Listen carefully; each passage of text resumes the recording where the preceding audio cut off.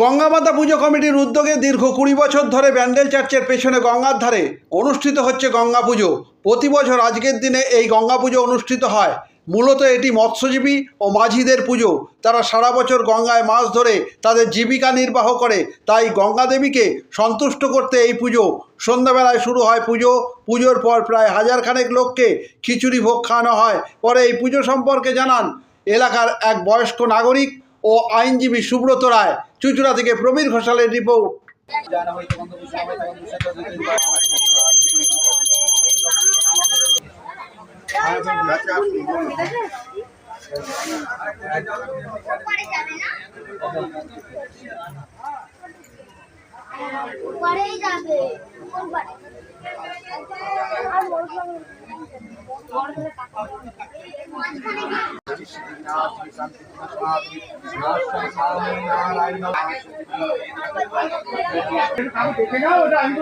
ভালো হয়েছে।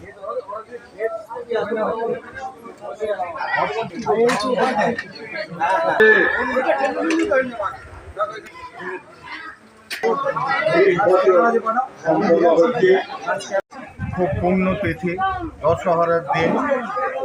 দশহরাতে মা গঙ্গার পুজো অনুষ্ঠিত হয় পশ্চিমবঙ্গের বিভিন্ন জায়গায়। সেই মা গঙ্গার পুজো আমরা আমাদের এখানে হুগলি নদীর তীরে অনুষ্ঠিত করছি। আমাদের মৎস্যজীবী ভাইয়েরা আছেন, মাঝিরা আছেন। বিগত 20 বছর ধরে এই অনুষ্ঠান হচ্ছে। আপনারা জানেন যে আজ থেকে বহু বছর আগে ভগীরথ সগর রাজার 60,000 পুত্রকে উদ্ধার করার জন্যে মা গঙ্গাকে স্বর্গ থেকে মর্তে নিয়ে এসেছিলেন। সেই জন্য মা গঙ্গার আরেকটা নাম ভাগীরথী। তো আজকে আমরা মায়ের গঙ্গার পুজোর ব্রতী হয়েছি, 20 বছর ধরে চলছে।